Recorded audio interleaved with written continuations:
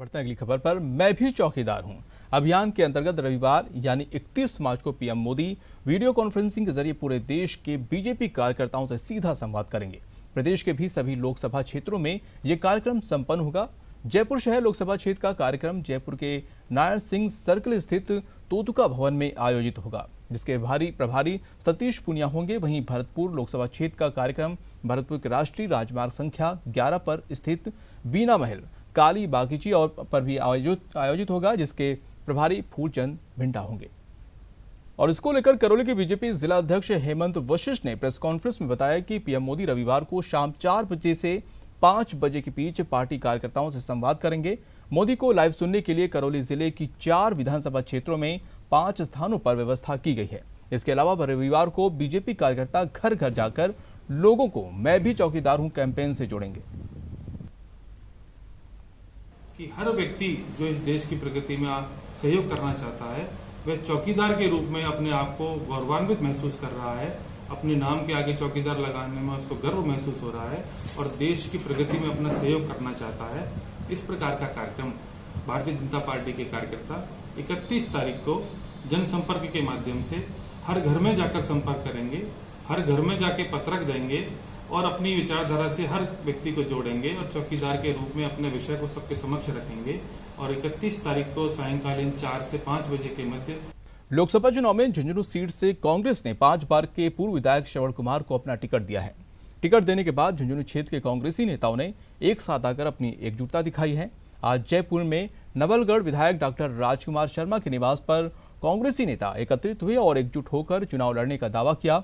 श्रवण कुमार और डॉक्टर राजकुमार शर्मा के साथ ही डॉक्टर जितेंद्र सिंह, जेपी चंदेलिया और रीटा चौधरी इस दौरान मौजूद रहे।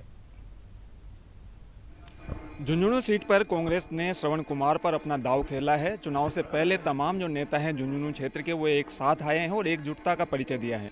श्रवण कुमार जी हमारे साथ में, उनसे हम बात करते हैं। श्रवण कुमार जी, आला कमान ने, पार्टी ने बड़ा भरोसा आप पर जताया है, लेकिन अब बड़ी जिम्मेदारी है, बड़ी चुनौती है इस भरोसे पर खरा उतरने की। के लिए हम सब लोग एक साथ हैं और हमारी जो वोटर्स हैं वो भी एक साथ हमारे साथ भावना स्वरूप जुड़े हुए हैं। और हम विश्वास रखते हैं कि राहुल जी ने, सचिन जी पायलट और अशोक जी ने जो हम पे भरोसा जताया है, वो भरोसे में खरा उतरेंगे और 100% जीत करके उनकी जोड़े में सीट डालेंगे।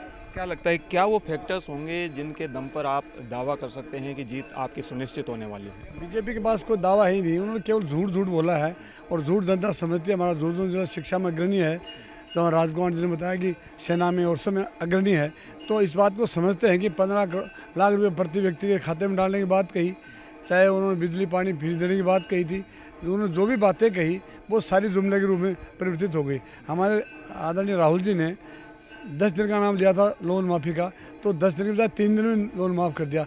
जो स्टेट आए थे, छत्तीसगढ़ आए, चाहे मध्य प्रदेश आए, चाहे राजस्थान आया, तो मैं विश्वास, उन्होंने अब की बार यही घोषणा की है कि 72,000 रुपये प्रति व्यक्ति के महिला के खाते में जाएंगे। भाजपा ने वहां पर इस बार अपना चेहरा बदला है, संतोष अहलावत की बजाय नरेंद्र कीचड़ को वहां पर मैदान में उतारा है। क्या उसका फायदा कोई भाजपा को मिल सकता है? भारतीय जनता को फायदा तो कैसे बताएं, वो तो 2.5 लाख से जीती थी। अब उसके बारे में तो हमने पहले वो बात बताई, आगे की बात अब कैसे कोई फायदा नहीं मिलेगा, क्योंकि वो व्यक्ति, मैं समझता हूँ कि 5 साल तक हमारे साथ विधानसभा में रहा। उसने केवल विधानसभा में एक दिन खड़े हो कहा था कि मैं नरेंद्र कुमार कीचड़ शपथपूर्वक बयान करता हूँ कि भारतीय संविधान के प्रति अटल रहूँगा। ये सब तो हमने सुना था, बाकी 5 साल में हमने उनके मुँह से नहीं सुना। जब 32 स्टेटों की लोकसभा है, उसमें कहाँ से बोलेगा जब एक स्टेट में नहीं बोल पाया।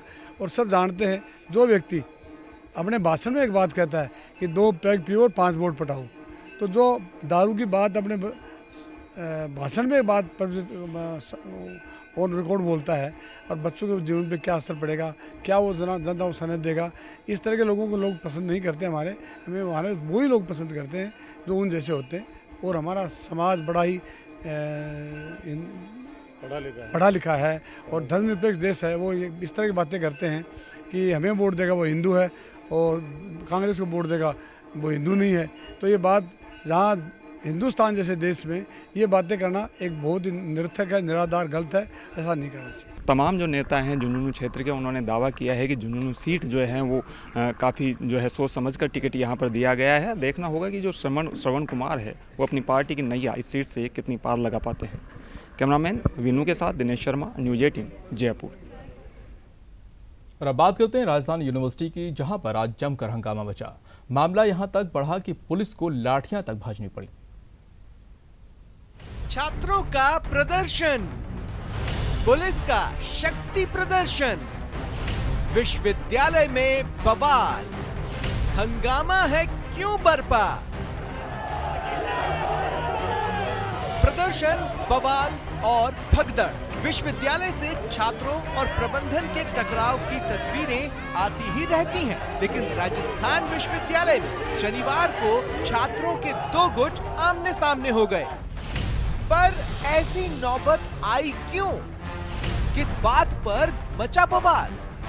एबीवीपी के छात्र यूनिवर्सिटी में नई लाइब्रेरी की मांग को लेकर प्रदर्शन कर रहे थे। हाथों में स्लोगन लिखी तख्तियां थामे एबीवीपी के छात्र कुलपति सचिवालय के बाहर पहुंचे, जहां पहले से धरना दे रहे एनएसयूआई के छात्रों से उनकी कहासुनी हुई। 1.5 साल के कार्यकाल में इन्होंने अपने राजनीतिक स्वार्थ के अलावा राजस्थान विश्वविद्यालय के किसी भी छात्र का, किसी भी हॉस्टल का, किसी भी रिसर्च स्कॉलर का ऐसा कोई काम नहीं किया जिसके लिए राजस्थान विश्वविद्यालय का एक विश्वविद्यालय का निर्माण किया जाता है। राजस्थान विश्वविद्यालय का जो नया लाइब्रेरी बनकर तैयार है, फिर भी विश्वविद्यालय प्रशासन द्वारा उसको खोला नहीं जा रहा है। उसके अलावा जो छात्र दूर दराज से आकर यहाँ माइग्रेशन मार्कशीट जो कटवाते हैं, उनकी जो फीस जो यहाँ प्रशासन लेता है, उसकी जो ऑनलाइन जो इमितर से जो रसीद कटती है, उसको बाहर से कटवाने पर छात्र को 50 रुपये यहाँ एक्स्ट्रा देने पड़ते हैं। उससे अच्छा हम चाहते हैं कि यहाँ कंप्यूटर वाले 2 बैठाए जाएं और जो 190 और 210 रुपये में जो रसीद कटती है वो उन छात्रों को उसी रेट के ऊपर उपलब्ध कराई जाए।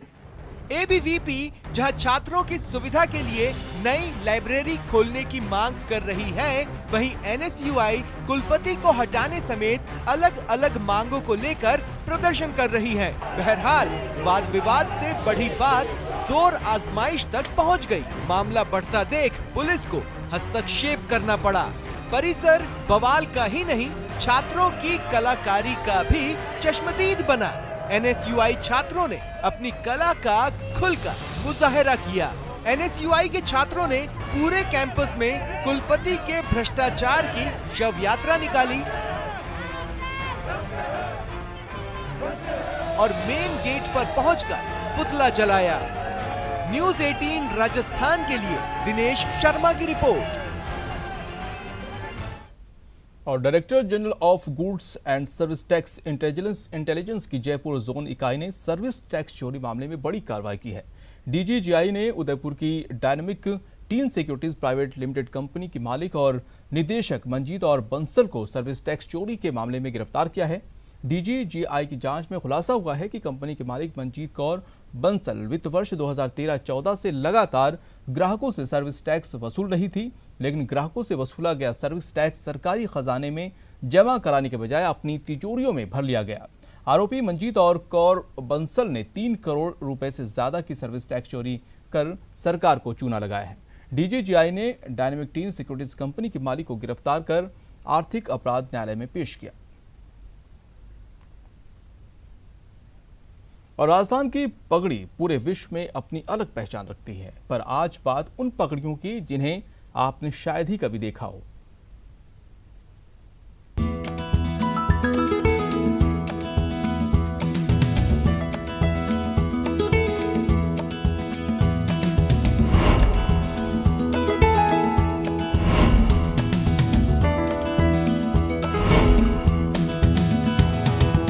हर पगड़ी का अपना पुराण होता है, अपना इतिहास, अपना भूगोल।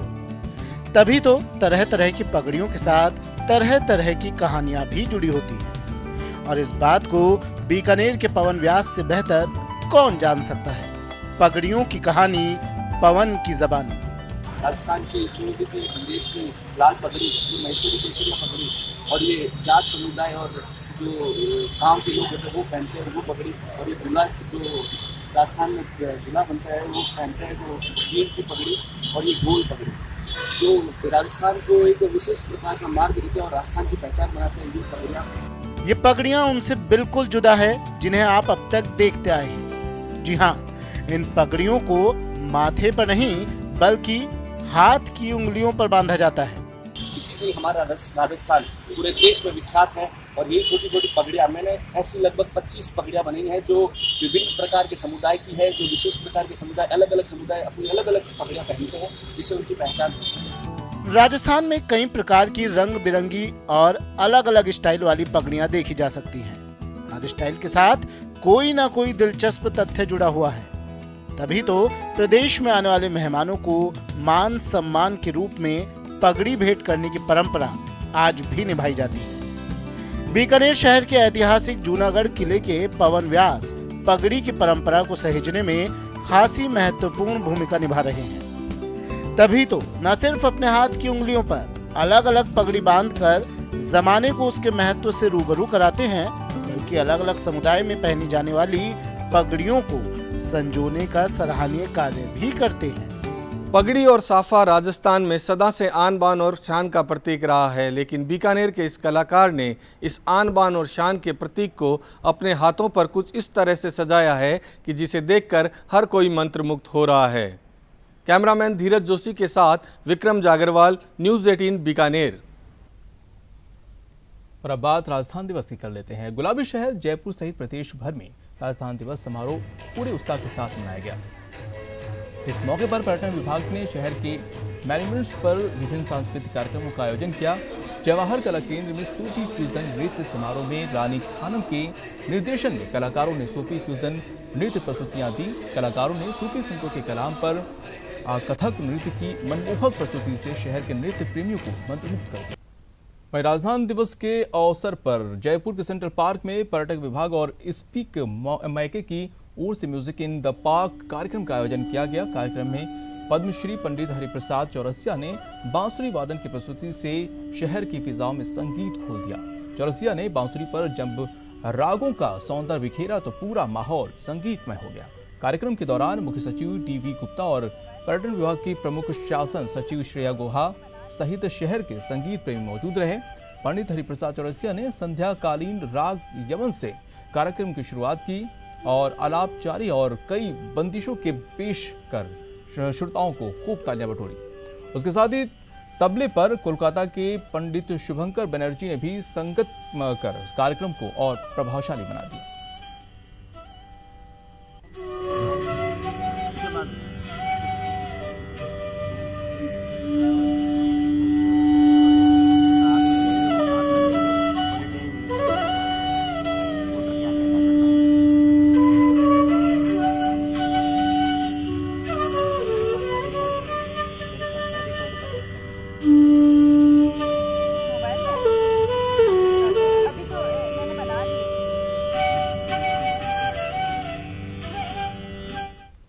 और राजस्थान दिवस के मौके पर हाईकोर्ट के सतीश चंद्र सभागार में नृत्यांशी कला सोसाइटी की ओर से आइडल वुमनिया नेशनल अवार्ड 2019 का आयोजन हुआ। समारोह में देश भर से विभिन्न क्षेत्रों की करीब 51 महिलाओं को अवार्ड से नवाजा गया।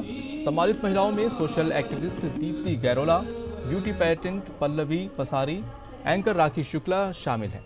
कार्यक्रम में कोलकाता की डॉक्टर मोमिता मजूमदार दत्त ने भारतनाट्यम नृत्य और महाराष्ट्र की वंदना गजरे ने शानदार कथक नृत्य पेश किया।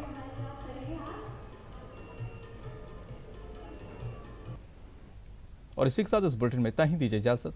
नमस्कार।